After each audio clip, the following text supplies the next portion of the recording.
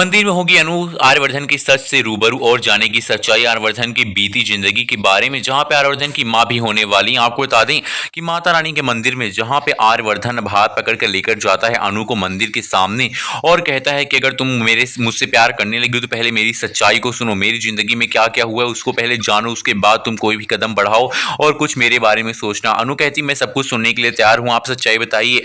अब भाई आर्यवर्धन यहाँ पर सारी सच्चाई जाकर मंदिर के सामने अनु को बताता है। वो कहता है कि मेरी पत्नी का नाम राजनंदिनी था और राजनंदिनी से बहुत ज़्यादा प्यार करता था, लेकिन राजनंदिनी की मौत हो गई एक हादसे में।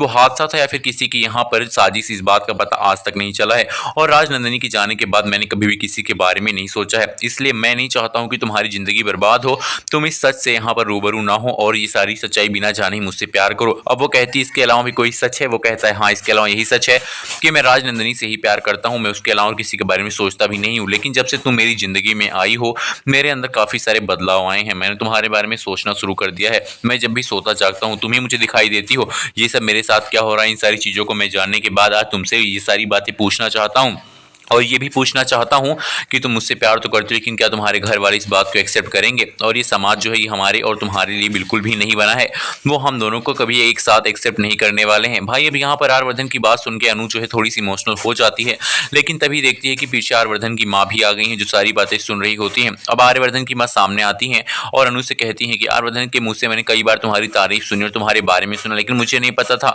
कि मेरा बेटा तुमको अपना दिल दे बैठा है। अब भाई ये सुनने के बाद अनु जो है दंग रह जाती है और कहती है इन्होंने कभी इस चीज़ को एक्सेप्ट नहीं किया।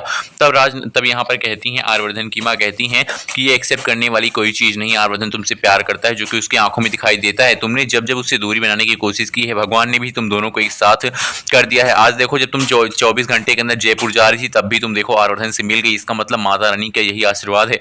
अनु कहती है कि मैंने यही कहा था आर्यवर्धन सर से कि अगर हम 24 घंटे के अंदर मिल जाएंगे तो इसका मतलब यही होगा कि माता रानी का आशीर्वाद हम दोनों के ऊपर है और हम दोनों को एक साथ रहना चाहिए।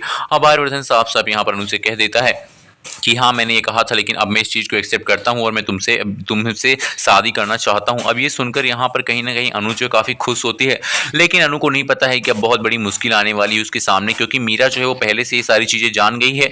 मानसी फ़ोन करके बता देती है कि अनु नाम की किसी लड़की को आर्यवर्धन ने प्रपोज किया जो कि तुम्हारे ऑफिस में काम करती है, और ये जानते ही मीरा बहुत बड़ी साजिश करने वाली है। मीरा जो है यहाँ पर पहुँच जाती है पुष्पा जी के पास और कहती है कि आप मंदिर में यहाँ पे क्या कर रही हैं, मंदिर के सामने जाकर देखिए आपकी बेटी क्या गुल खिला रही है। अब ये सुनते ही यहाँ पर पुष्पा जी जैसे ही मंदिर के सामने जाती हैं वो देखती हैं कि आर्यवर्धन और अनु दोनों यहाँ पर एक दूसरे के करीब आ गए, दोनों एक दूसरे को यहाँ पर गले से लगाकर खड़े हैं और वहीं पे आर्यवर्धन की माँ जी भी खड़ी हैं। ये देखकर आर्यवर्धन के सामने यहाँ पर पुष्पा जी बहुत तेज से कहती हैं अनु तुम ये क्या कर रही हो?